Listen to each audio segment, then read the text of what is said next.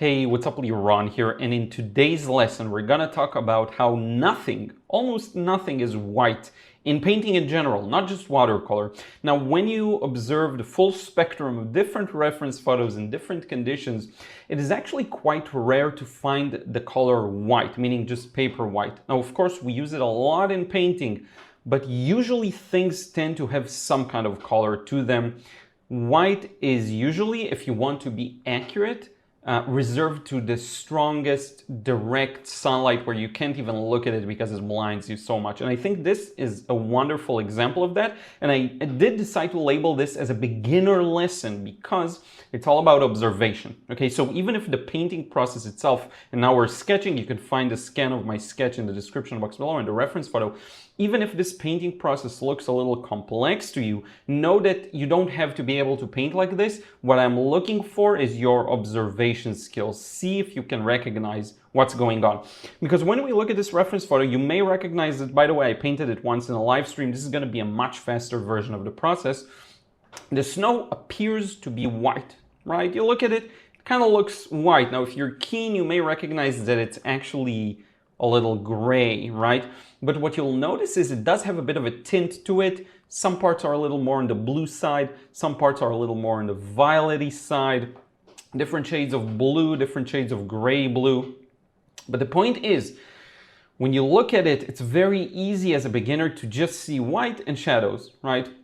It's very easy to tell as a beginner what's the lightest values, what's the darkest values, and miss everything in between.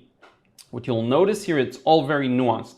It's all very much in the nuances of value and color. So I'm actually starting with almost a clean gray, but as we move down towards the clouds, I'm starting to add a bit of blue and a bit of red, which makes a very neutral purple violet.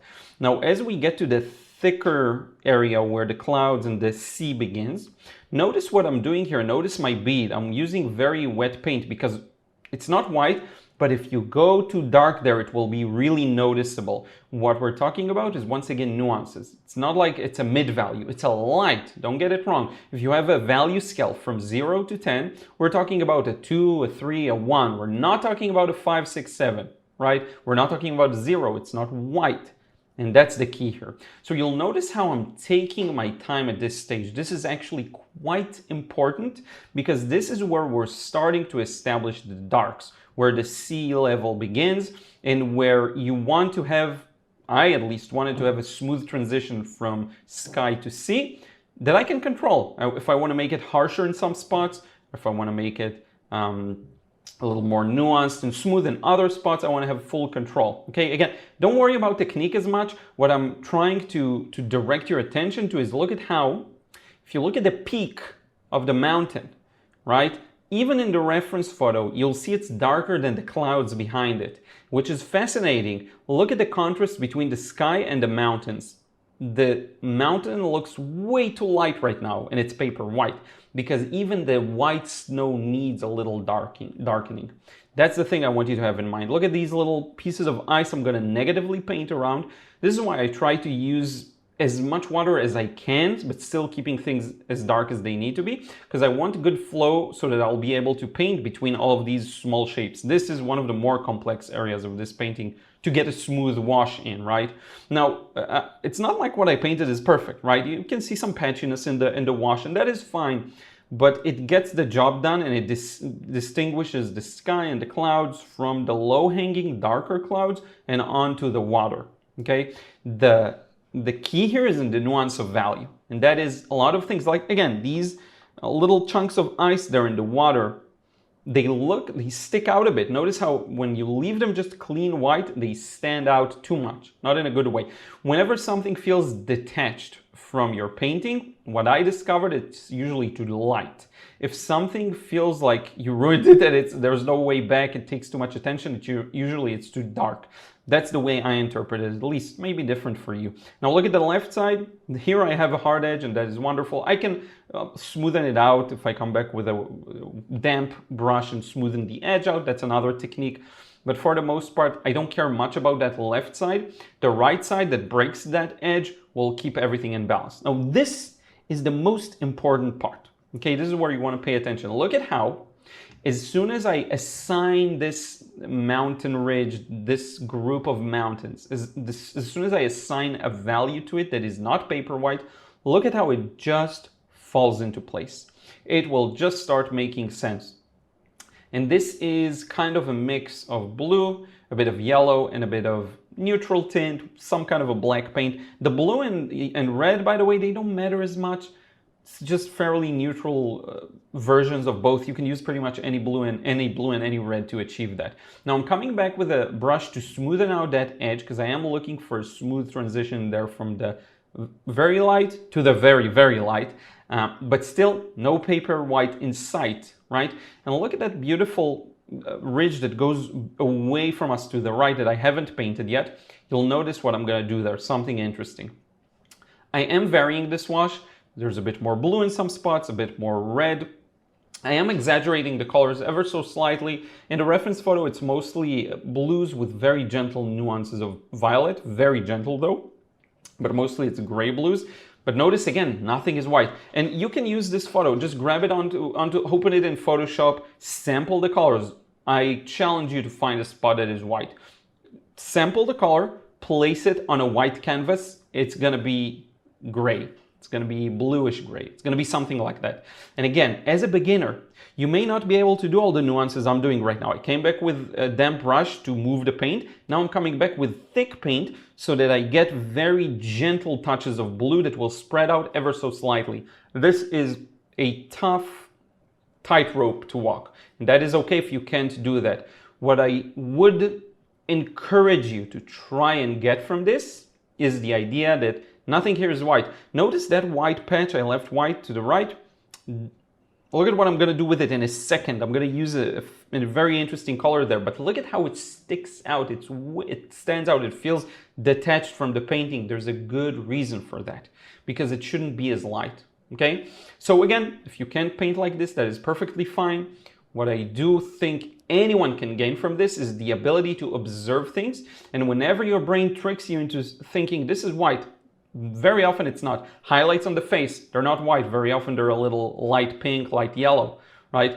And when you keep them white, something doesn't feel right. The value range is messed up. Now, sometimes it's okay to have white, and you can decide to change things and invent things. What I want you to do is come to it with sober eyes, where you notice things instead of doing things by accident. And I get the whole happy accidents, that's fine. If you want to be accurate though, sometimes you want to be very intentional with what you're doing, right? And you can decide to intentionally be random and deliberate and have happy accidents. That's fine. Happy mistakes, happy trees, whatever, Bob Ross. Look at this ridge. It's blue. I absolutely love this blue. This blue puts everything else in balance. I don't know why, it just feels like an icicle. It just feels like it balances out all the violets and gentle colors that you see to the left and all the details. To me, I really like it. I think it puts everything in the right context. Look at the shadow on the bottom that I didn't narrate because I talked about a bunch of stuff, but notice that strip of shadow down where the ice goes from an angled plane down to a vertical plane, right? That's a really, really cool effect.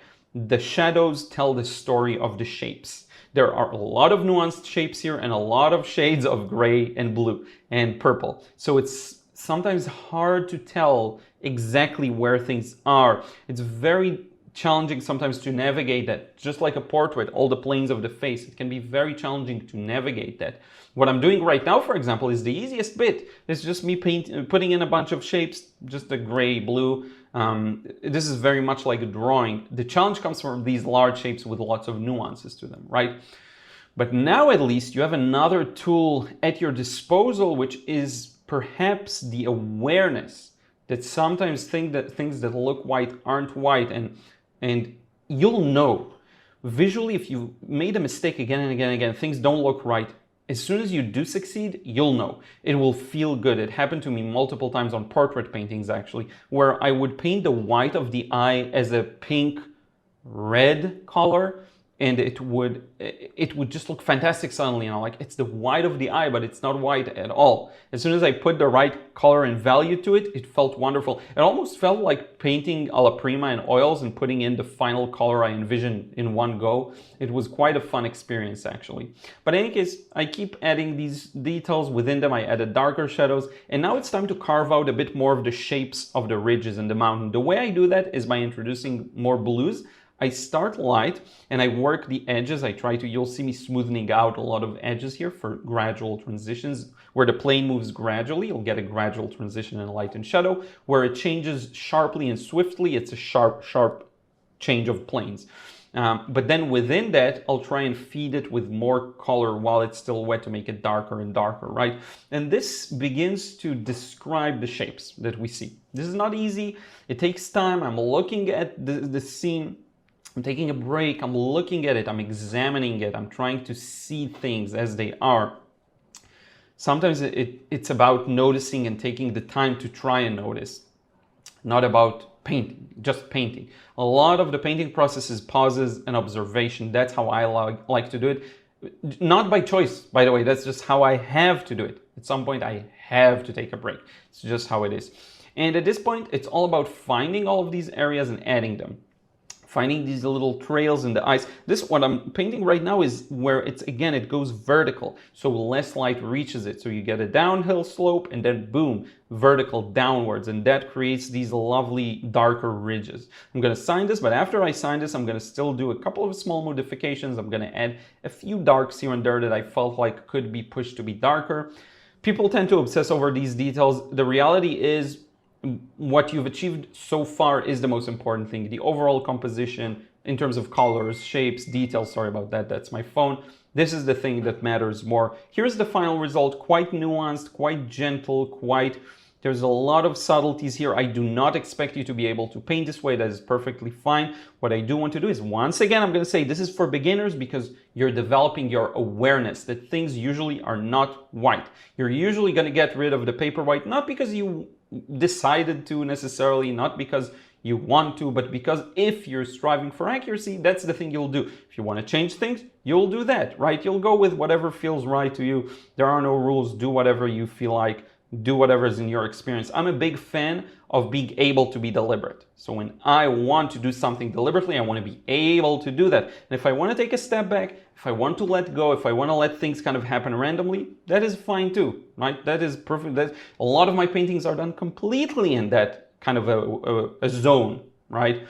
But in any case, thank you so much for watching. If you want to learn how to paint like this, be sure to check out my frustration-free watercolor course, link in the description box below. If you feel a little more advanced, you want to tackle something a little more complex, a little more realistic, check out the Watercolor Realism course, more focused on black and white, getting the values, shapes, and edges correctly, and being able to nail down that realistic impression every single time. And lastly, I want to thank everyone who supports me over on Patreon. Thank you so much. I really do appreciate it. If you want to receive credits at the end of the videos like now, be sure to check that out. Quite a nice collection of exclusive content is building up there slowly but surely.